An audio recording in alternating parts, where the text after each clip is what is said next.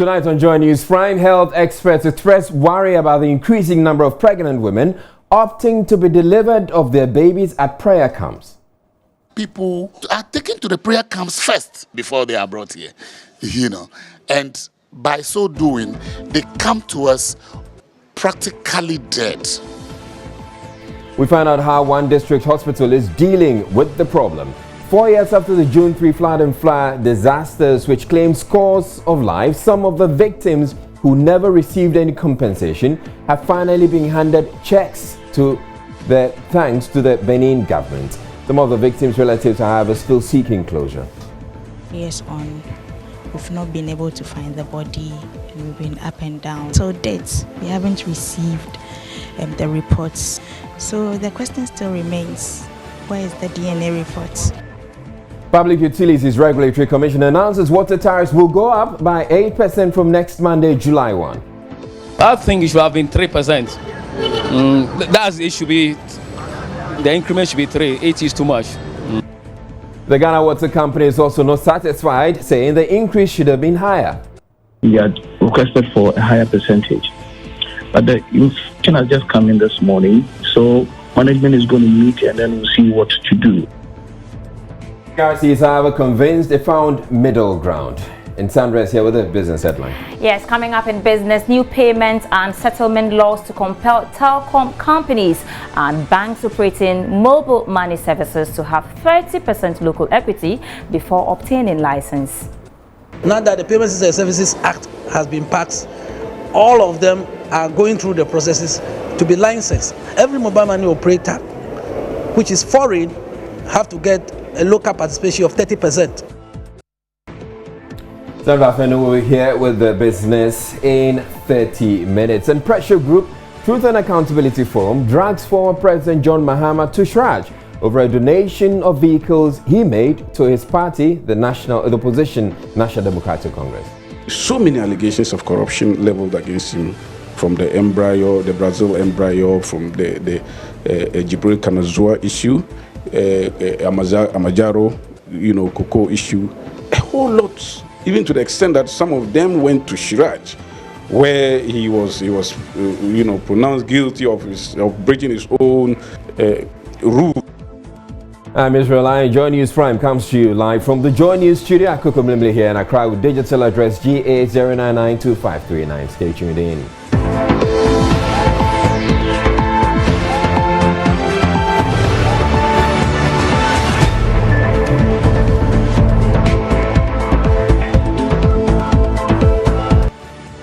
Health experts are beginning to worry about the increasing number of pregnant women opting to deliver their babies in prayer camps instead of getting care at health facilities. The phenomenon is said to be especially worrying in the Shai Osu district of the Greater Accra region, where many of the women are rushed to hospitals almost dead when the prayer camps fail them. Kamala Dom, who visited the area, reports authorities at the district hospital there are finding innovative ways to deal with the problem. It's another day on top of a hill of lush green vegetation. Few meters away from a Shai Osudoku district hospital, a prayer service is ongoing. That's just one of many prayer camps and religious centers which have sprung up around the hospital in the last few years. Prayer camps should not be a worry, but hospital authorities say religious leaders are encouraging pregnant women to abandon medical attention for spiritual help. Medical director at the Shai Osudoku District Hospital, Dr. Kennedy Brightson, recounts an incident a few months ago. There was one that she had obstructed labor. She came and we told her she was going to have an elective cesarean section surgery to bring the baby out. The first thing she said was she ran the fingers over the head, over her dead body. The pastor said it. Pastor said, "Me ba, what doctor was I me?" And then at 12 midnight, I get a call from the midwives that they have a serious emergency. I have to drive from Achimota. When I came, this was the same woman that I told in the morning that we needed to operate to, and she refused. Why are Ghanaian women allowing their whole body and brain to be controlled with religious semantics? It is wrong. God doesn't like it. That is just one of many cases. Dr. Brightson is outraged people still get brainwashed against visiting the hospitals. This is a result. Many pregnant women, some in labor, showing up at the hospital at a time their condition is nearly unsalvageable. There are other people who from their homes or from elsewhere are taken to the prayer camps first for prayers to be offered for, the casting of the demons and all kind of devilish things to come out of them before they are brought here, And but they come to us practically dead. When you come to us practically dead, it becomes very difficult to resuscitate you and bring you back to life. I visit one of such camps on a hill not very far from the hospital. I make my way through the thick of weeds and meander through a maze of footpaths to trace the camp. It's barely complete with corrugated iron sheets used as a cordon on one side. This is Prophetess Elizabeth's Evangelical Christ Foundation prayer camp. She welcomes me with a prayer, and as I speak about a pregnant auntie who needs help because of complications during her 4-month-old pregnancy, Prophetess Elizabeth begins to look interested. If she believes in prayers, bring her here. Bring her from the hospital and we'll embark on an intensive prayer session. I was curious about how much she would charge, but she told me her services are free. We do not charge clients here. Just let her come with things she will need for the next 7 days. With her faith, we'll pray and top it up with some herbal medicines. Before I leave, she shares another prayer with me and directs my pregnant auntie to read Psalm chapter 86 before I bring her to the camp the next day. It's the one who planted the fetus in her womb. He will heal her in no time.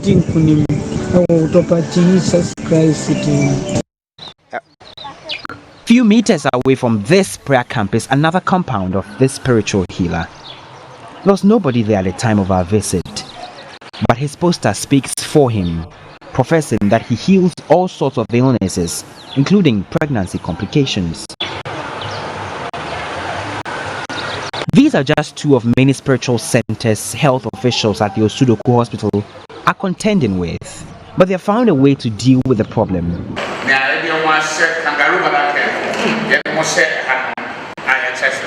It's one of those days where a pregnancy school session is underway, and at least 50 pregnant women are being taught something about hygiene and healthy diets. A pregnant woman who is having convulsions, This is one of the ways the hospital is looking to dealing with the problem. We have been taught how to maintain good health and personal hygiene.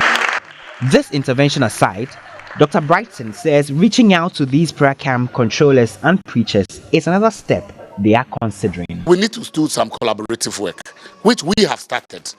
We need to get to the prayer camps. We need to involve them. We need to educate them. Sometimes they do this because they also lack knowledge.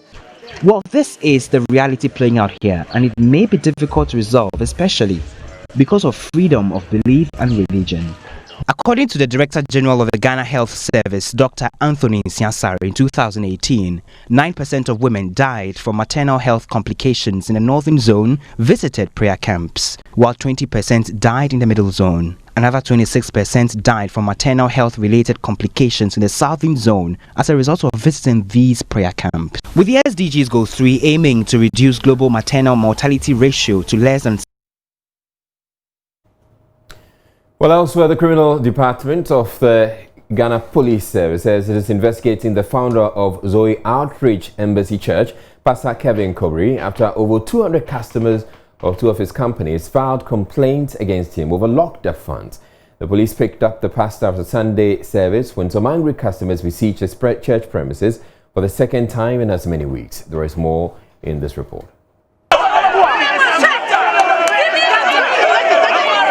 Sounds of angry investors of EL Real Estate and Tikori Capital, who had besieged the premises of Zoe Outreach Embassy Church on Sunday morning, demanding locked-up funds. Over 200 of these customers travelled from Takwa to Accra after several attempts to withdraw monies owed them failed. It took the intervention of police and military officers deployed there to stop the customers from causing mayhem. The customers later filed complaints against the pastor at the Criminal Investigations Department. Eugene Osei speaks for the over 200 aggrieved customers from Takwa who have filed complaints at the police CID Monday morning. We were here yesterday and then they invited us back today so that we come around and then finish the process that we started yesterday. Some of our guys wrote statements. Myself, I did mine yesterday, and the two guys behind me also came this morning to do theirs because the rest are in Takwa, so we have to stand in for them here. Transpired was we were able to meet the director himself, right, and then we spoke a lot, but they've assured us that the CEO will come and meet the group in Takwa. He will come to Takwa and meet us and then talk to us about the mode of how it's going. They will rule out when it's going to pay and then you get ready for us. To come and meet us and then we hear from him first. Though there have been several promises there, but those ones cannot be disclosed until he comes and meets us with the help of the police, and then himself will come. So when he comes, he will tell us exactly when he's going to pay us. When exactly is he meeting the group? Hopefully, maybe by next week he will be there. How much exactly have you invested and how long has it been trying to get your funds? I invested a total sum of 50,000. 50,000? Exactly. And then from last year, September, when he told us that he's not going to continue the investment again, so he stopped it. The police CID says they have so far received 200 complaints from customers. Elsewhere, the Ghana Water Company has described as unsatisfactory the increase in water tariff announced by the Public Utilities Regulatory Commission (PURC). The Commission, in a statement on Monday, announced consumers would, effective July 1, pay 8.01% more. Director of Communications at GWCL, Stanley Mate, says it will be difficult for the company to deliver on its mandate as it requires more funds to run its facilities across the country. The new tariff announcement comes days after a review of the electricity tariff. Chairman of the PRC Technical Committee, Ishmael Ejukumihine, maintains the reviews are a compromise between the demands of the utility providers and the expectations of consumers. There is more in the following report. The utility companies, in series of presentations to the PURC, made a call for upward adjustment of tariff. The PURC, in a release on 21st June and 24th June, say consumers would have to pay 11.17% more for electricity and 8.01% more for water. Yes, having enjoyed a reduction in 2018, we are not surprised that consumers are not happy, but I think PURC has to always, like its acts and joins them to maintain a balance between the interests of the utilities and also consumers. If we don't keep that balance, we end up putting the utilities in a situation where we get to a point where they are unable to produce power and we run into doom. So we are also consumers. I also pay electricity. I mean, we've really struggled making sure that tariffs won't go up to the level where it will impact negatively on society. The Ghana Water Company, however, says the adjustment is insufficient. We had requested for a higher percentage, but the information has just come in this morning, so management is going to meet and then we'll see what to do. But in the interim, electricity have been given 11% rise, and we have been given 8%. Now 44% of our expenditure is on electricity. So you can imagine the impact on the Ghana Water Company Limited, just with this one alone. So it's a situation where will make it a bit difficult for us. And you also know that we've had some reduction not long ago, and it's affected our revenue seriously. The PRC has meanwhile announced it has decided to charge industrial consumers a fixed rate rather than a maximum demand charge used in previous years. We've also been speaking with some consumers who say the increase is just too much. Water, they say, is life. So life becomes even more difficult when this commodity becomes even difficult or harder to get. Cognizance of this fact, the PURC in September 2018 reduced water tariff by some 10%. Fast track less than a year. Today, the PURC has announced that from July 1, 2019, there's going to be 8% increase in water tariff, blaming it on inflation and the depreciation of the cedi against some international currencies like the dollar and other trading currencies on the global market. I'm asking you, is your pocket robust enough to absorb the shocks that will come with this 8% increase in water tariff? And how did that announcement hit you? I think it's not the best for now because it's just like it's the play on my mind. I say things go back and still come forward. It's like it's less than a year, and so if the system is going this way, I think we are still standing at the way we spend our money. We were all surprised. I was surprised because I didn't budget for it. So it came as a shock, but what are we supposed to do? We are in Ghana, there's nothing we can do. We just have to adjust to the situation and move on. In fact, most of Ghanaians are now finding it difficult to live. The cost of living is always high. So this increment is going to have effect on our monthly salary. So I think they should rather think of how to reduce it so that we all enjoy our resources in the system or in the country. But there was a reduction last year. Some of us, we don't even feel that reduction. We still pay our bills. The bills are always high. Yeah, for me, I have a washing bay and I have to pay 3,000 a month. So those who are working there, they cannot even pay such a money. So you are saying that during last year's reduction, we are paying. You didn't feel that reduction in water tariff? No, I didn't feel the reduction in the water tariff because we are still paying the old bill. So I think something must be done. They should reverse it backwards. If that is the best way, my problem is they will take the money but they will not deliver. If only they will deliver, I don't have any problem with it. Once everything is going forward, the increment, I don't have any problem with it. If only they will deliver upon the increment. You see, sometimes they will charge all this huge amount, but the water will not be flowing through our pipes. They should do something about it, but not to the extent of going too high. You understand? At least they should limit it small so that we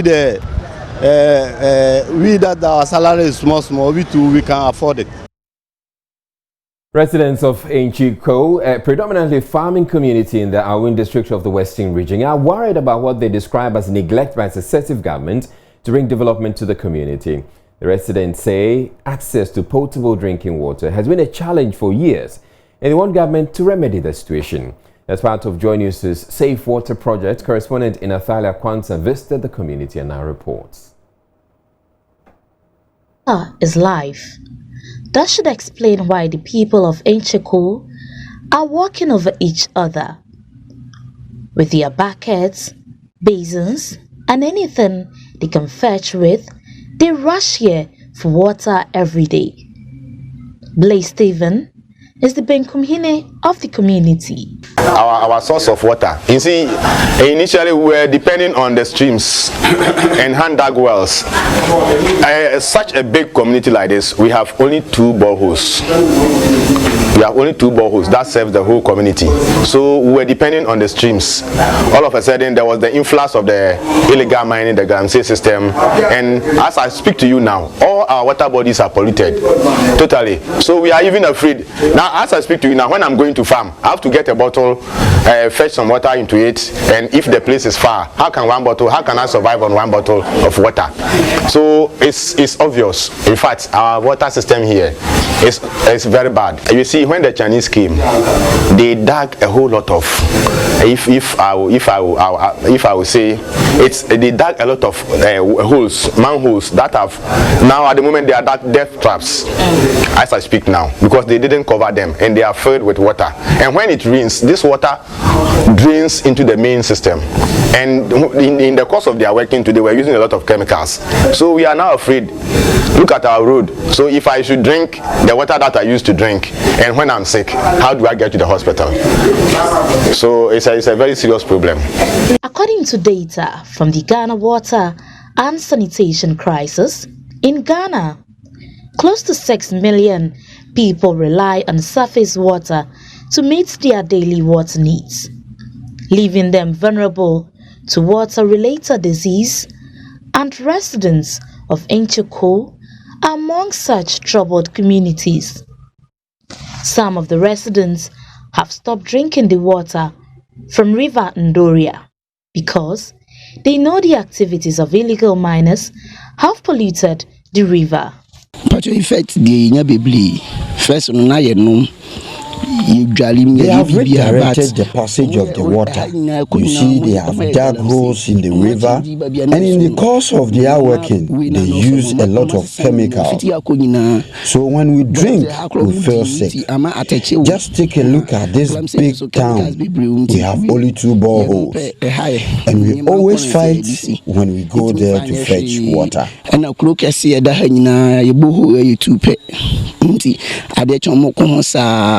Ama Ohuma, a mother of 5, says she would rather spend several hours at their boreholes than to drink from the river because she gets rashes on her body whenever she uses it to bath.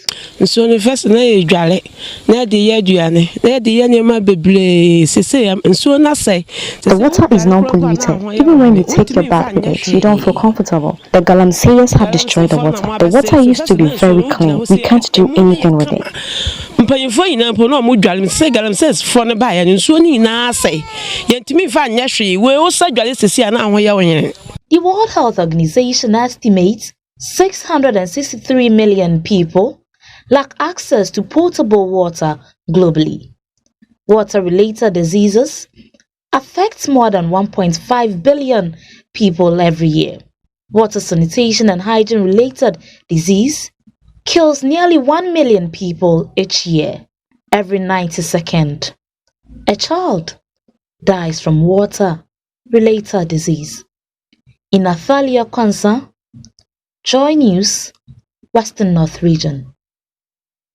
And we're taking a break here on Joy News Prime, but still ahead. 4 years after the June 3 flood and fire disasters, which claimed scores of lives, some of the victims who never received any compensation have finally been handed checks, thanks to the Benin government. Some of the victims' relatives are, however, still seeking closure. We've not been able to find the body, and we've been up and down. So date, we haven't received the reports. So the question still remains, where is the DNA report?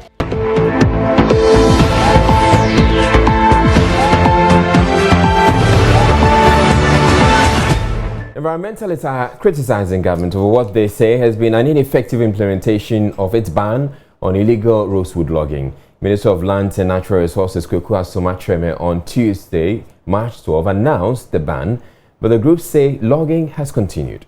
Deputy Minister for Lands and Natural Resources Benito Usu Bio is however disputing the claim. Joseph Opokugakbo of our Environment, Agric and Technology Desk has more. Since the ban was announced, a Chinese national, Helen Huan, has been arrested for transporting 4 containers of rosewood. She jumped bail and is still at large. The Ghana Revenue Authority in May 2019 intercepted 5 20-footer containers loaded with rosewood at Afienya. Residents of Damongo also recently raised red flags over the continuous operation of a rosewood processing firm in the area, despite the government ban.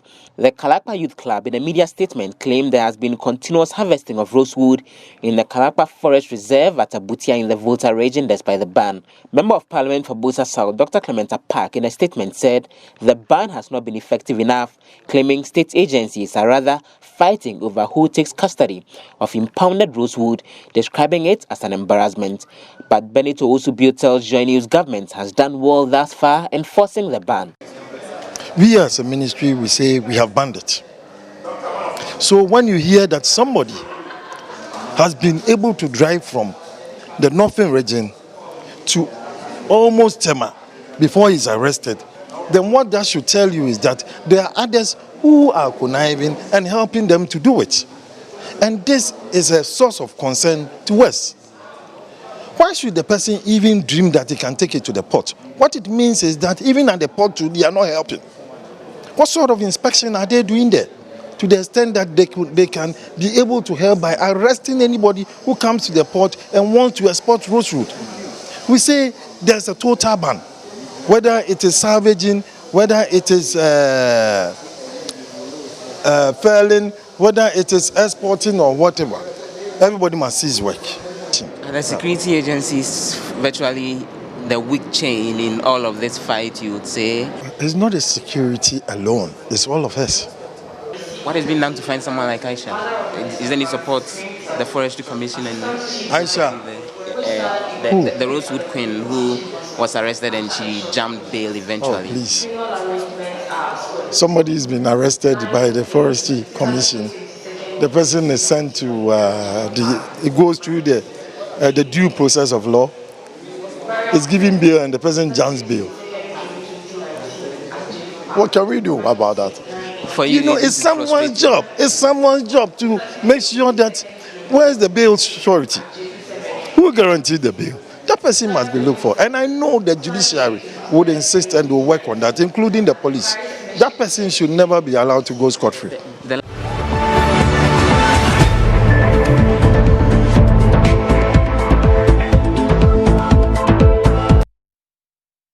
Now, 4 years after the horrific June 3 fire and flood disasters, which claimed scores of lives and tore families apart, the National Disaster Management Organization has disbursed a $200,000 donation from the government of Benin. Checks totaling over $1 million cedis were handed over to victims and affected families. NADMO says have never received compensation. A petty trader, Monica Ayi, who received the compensation on behalf of her sister, however, says they are yet to find closure because they never found her body. There's more in this report. 2015 will forever remain one of the darkest days in the nation's history. What started as a normal business day for many people around the Gulf Filling Station area turned tragic. Over 150 lives were lost through that inferno. The incident did not only take lives, but also inflicted severe injuries on over 100 people. Over the years, families of survivors of those who perished have made several calls to government to support them financially. Monica Ayi, who received compensation on behalf of her sister, says her family is yet to find closure.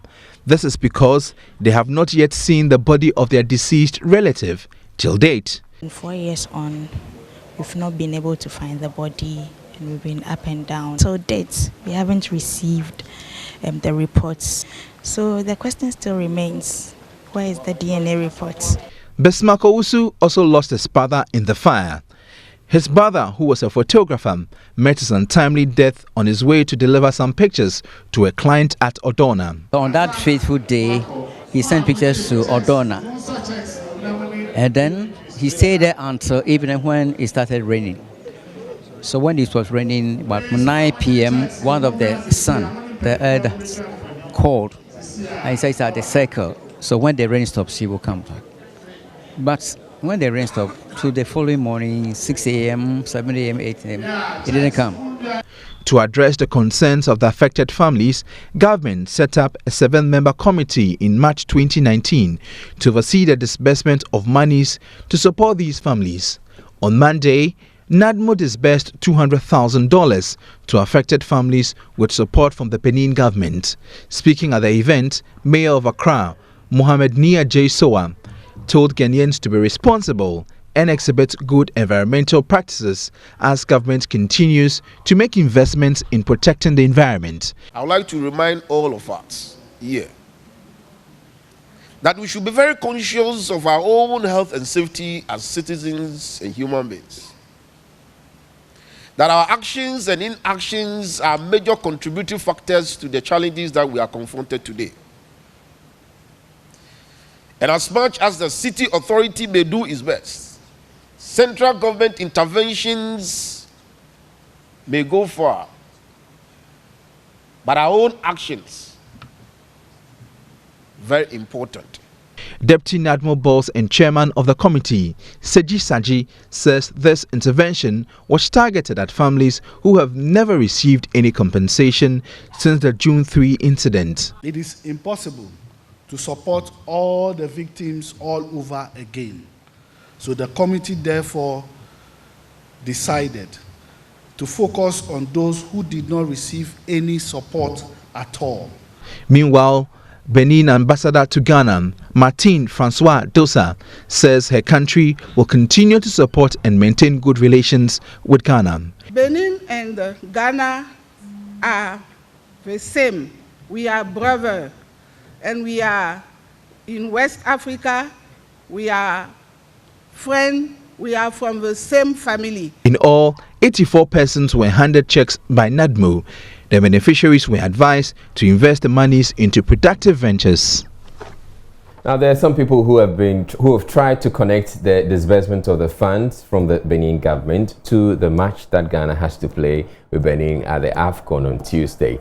But just so you know, the money was released by the Benin government over 4 years ago. So there's no link at all. Moving on, a pressure group Truth and Accountability Forum has dragged former President John Mahama to the Commission on Human Rights and Administrative Justice over his alleged involvement in the procurement of some 20 vehicles for the NDC. Former President John Mahama in April gifted the party Nissan pickup vehicles and Renault Duster saloon cars to enhance the operational capacity at the regional level. Though the donation was after the flag bearership contest of the NDC, unlike in the case of the governing MPP chairman during their contest, the group insists former President Mahama must disclose the source of funding since his administration was fraught with corruption allegations. Here is a leading member of the group, Saka Salia, speaking to Kwesi Parker-Wilson. President, it's incumbent upon him to protect the image of the office and to also be able to, live a life that is worthy of the office. For instance, we all know during his period in office, there were so many allegations of corruption leveled against him, from the embryo, the Brazil embryo, from the Jibril Kanazua issue, Amajaro, cocoa issue, a whole lot, even to the extent that some of them went to Shiraj, where he was pronounced guilty of breaking his own rules that he has given to his appointees and all that. So, for him to have gotten money, if you calculate all his emoluments, including his salaries, for the period that he has been the vice president, the president, or even the caretaker president and the president, if you calculate everything and put together, it cannot even buy half of the vehicles that he donated. I am a bit curious because there are those who have said that your case is dead on arrival because the former president bought the vehicles for the constituencies after he had won the election as a flag bearer and not when he was seeking to be elected as a flag bearer. No. Those vehicles, if you look at the news that preceded the presentation, he said that the benefactors gave them during the primaries for him to use during the primaries, but he decided to donate it after the primaries. So for me, it is not after or before that matters here. Those vehicles were bought. And because it would have looked so obvious if it were presented during the period of the primaries. And therefore, it's so sensible. So you can't make a case of vote buying, sir? Clearly, they promise. people based on the promise of people make a lot of promises when they win election. No, because when they are seeking, he even showed the vehicles to them that I will be giving you these vehicles should you campaign vigorously for my victory. And indeed, when he won, he presented it. And you see, elections are won on promises, sir. Well, I mean, Nando won the election based on his and promise. he's delivering. Am I lying? And so John Mahama has also promised, and he's delivering. Yeah. And we want to know. So why do you want to? No, please. We want to know. You see, the reason why, because look, if you promise and you deliver lawfully, there's no problem with that. But for you to promise that you give them vehicles, we want to know the source of the funding. Right, and that's it for the bulletin, but do stay tuned in for JoyNews Hotline documentary, where investigations have uncovered massive hoarding of premixed fuel by well-connected cartels at the country's landing beaches in the western and central regions. It's a documentary by JoyNews.